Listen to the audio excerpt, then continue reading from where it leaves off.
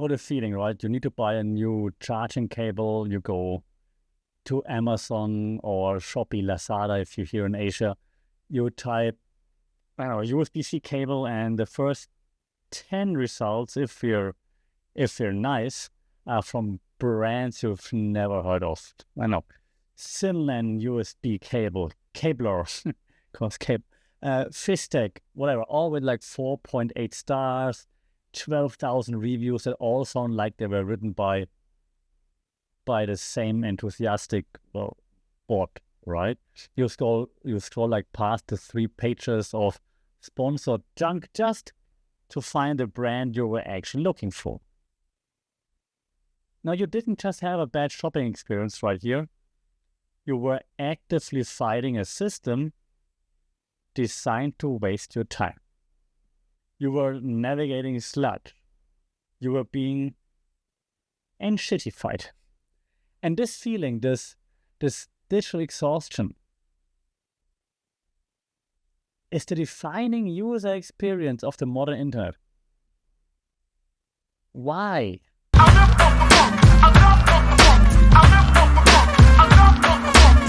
Sawadee Cup, and welcome to another episode here for the FunDepot Mindful Media and Communication, the podcast where we put on our, theoretical goggles to make sense of the media world that seems determined to make no sense at all at times. And today we're talking about something you have all felt, even if you didn't have a name for it just yet. It's the creeping, undeniable sensation that all online services you used to love are getting worse. Yeah, your Google search, it's clogged with SEO spam. And yes, I'm hating, and I'm allowed to hate because that's what I was working in before I went into academics and actually still teach those things, the SEO. Your Facebook feed, if you're my parents, if you're that old, right? Your Facebook feed has more ads than friends. Same goes for IG. Your streaming service cancels its best shows for a tax write-off. And for all this makes you go, oh.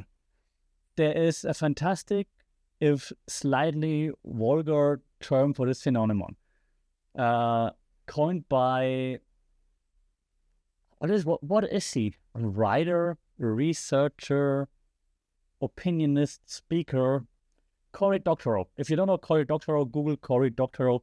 I've seen him first talk about things like that, I'm guessing 15 years ago or so, at a Republica conference in Berlin, Germany.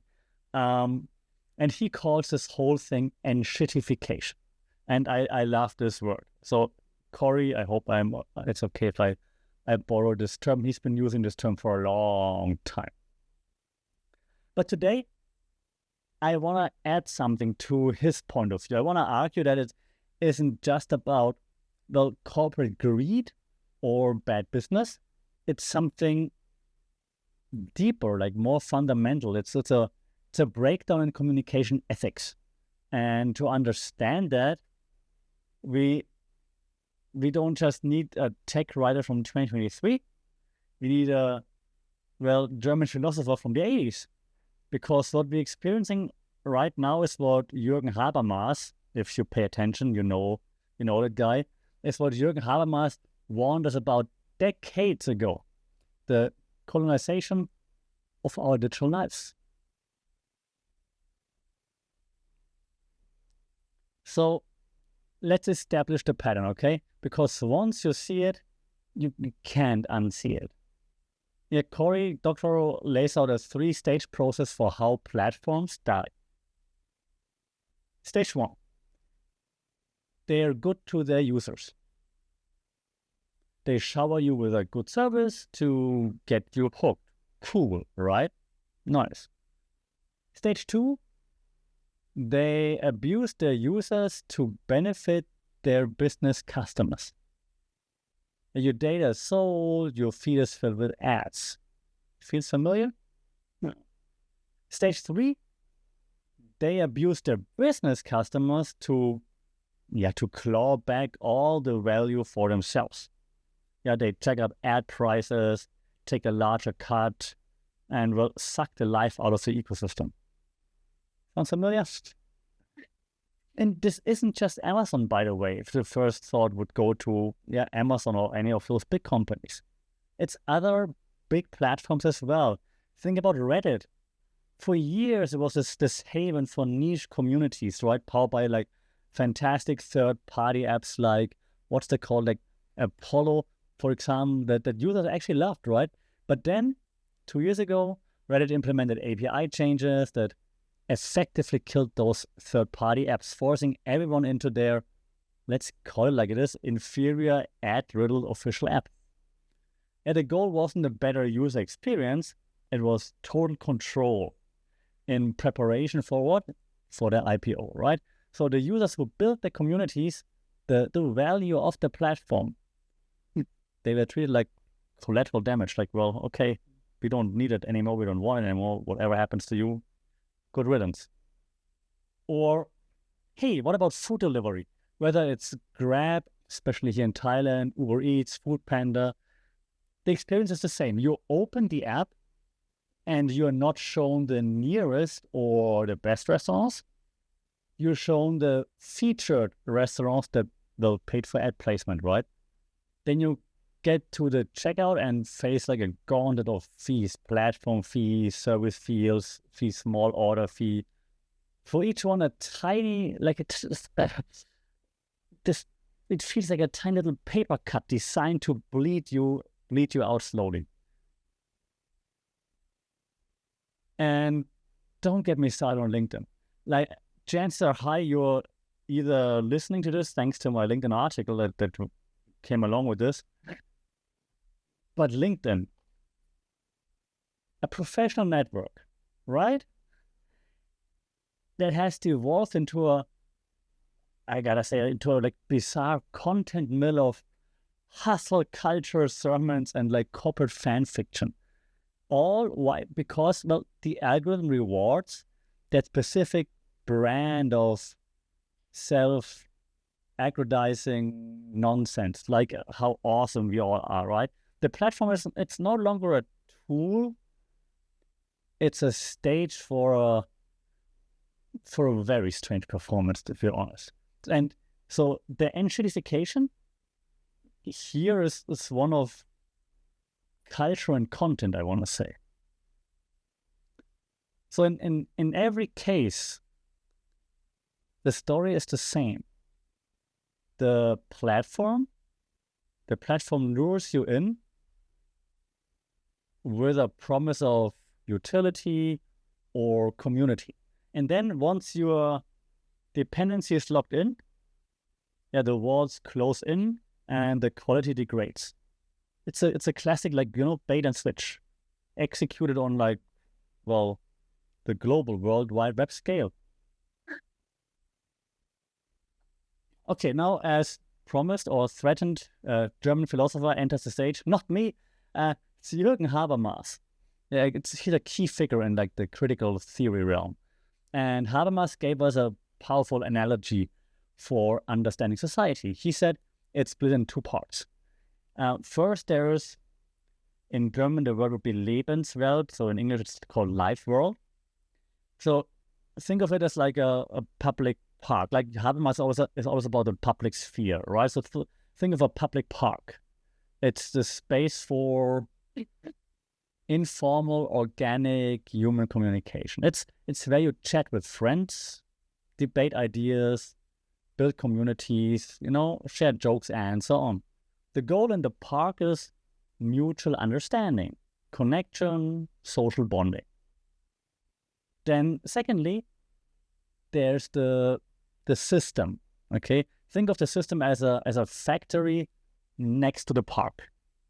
It's the world of strategic action driven by logic, like, logic of money, like the economy, logic of power, the state. So the goal of the factory isn't to make friends. It's to maximize efficiency, profit, control.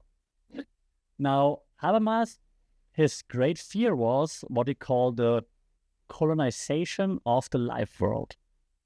So this is when the factory owner decides he needs more space.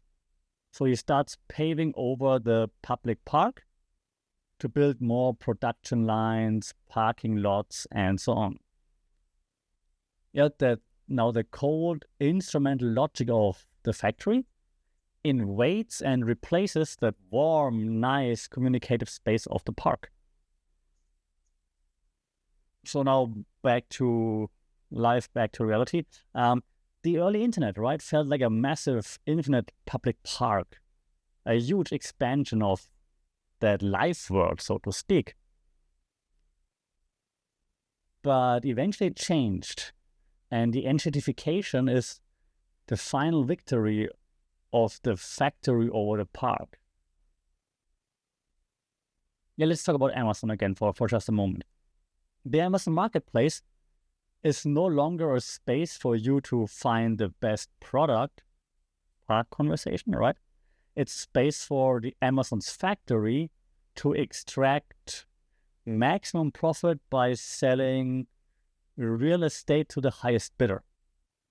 Your Facebook feed, again, talk about our parents, is no longer for seeing your nephew's birthday photos, which would be a park connection. It's a, I want to say, even hostile factory floor where the logic of the system manipulates you for engagement and ad revenue, right? So the platform's original promise, connection, information, community, was a life world promise.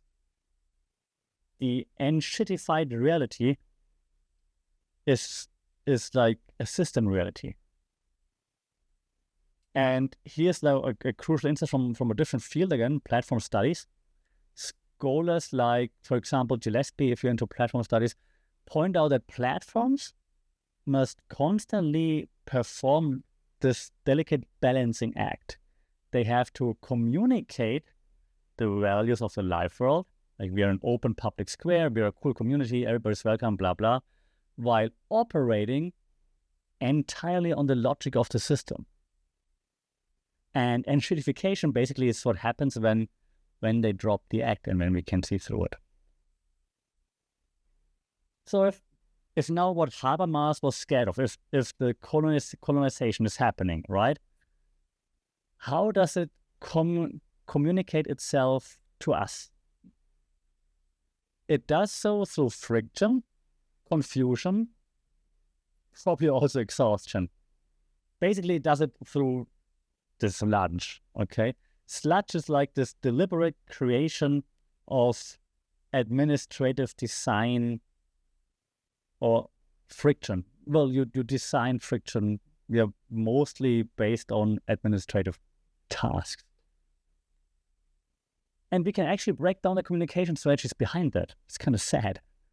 The first step is like, usually there's what we call obfuscation. So this is when privacy settings are written in dense legalese and spread across like 12 different sub-menus. The message there is, this is too complicated for you. Don't even try to understand it. Just say, okay. Just don't even change anything, right? Then there's forced choice and what we then call confirm shaming. When an app says, agree to tracking in a big friendly green button, but manage settings is like in a tiny gray font like on the bottom. Or when a pop-up asks you to subscribe and no option is something like, no, thank you, I'd rather not be informed, right? It's manipulative communication. And it's a tactic that frames user privacy as a negative choice, for example. It's all down to communication theories. And finally, there's this simple aesthetic manipulation as well. The use of confusing layouts, distracting pop-ups, pre-checked boxes. That's not just poor design. That's a form of communication rooted in deception. It's the digital equivalent of like a fast-talking salesman trying to confuse you into signing something. Yeah, the overall maybe cumulative hardware for German message of that the sludge that we just discussed is basically your time is worthless. Your agency is an illusion. Resistance is futile. Just click that sponsor link here. Click it, click it, click it, click it, click it, click it. It's a form of it's a form of corporate gaslighting that makes the user, us, feel pretty powerless. So all that said now, right? Are we doomed to scroll through, the digital sludge forever? Is there any way to fight back? Well, I think that's where it gets interesting, because we are seeing attempts to rebuild the park. Think of the Reddit example, right? There were some API protests where the entire communities just went dark to protest the platform's changes. It was a massive, a collective act of communicative withdrawal. It ultimately failed, of course, because Reddit's too big, but it showed that the users wouldn't be colonized quietly. That we don't go into the dark quietly. And we're also seeing a slow but a steady migration to what some call the small web or the Fediverse. People are reviving personal blogs. Hey, read my blog, it's awesome. Setting up own community-run mastodons, for example, using RSS feeds again, back in the late 90s, early 2000s. Those are all conscious attempts to create non-commercial, non-systemic spaces. And they're trying to de-pave the parking lot and to plant some new trees, maybe. But this now leads me to the central, maybe cynical question. Can these alternatives, can they truly scale? Or is it, is this enshittification and an iron law of platform physics? Does any platform that becomes successful enough to matter inevitably attract thank you, Spooky, the colonizing logic of the system? Is it a choice, or is it that's your choice, Spooky? Is it a choice, or is it inevitable, right? That's the question.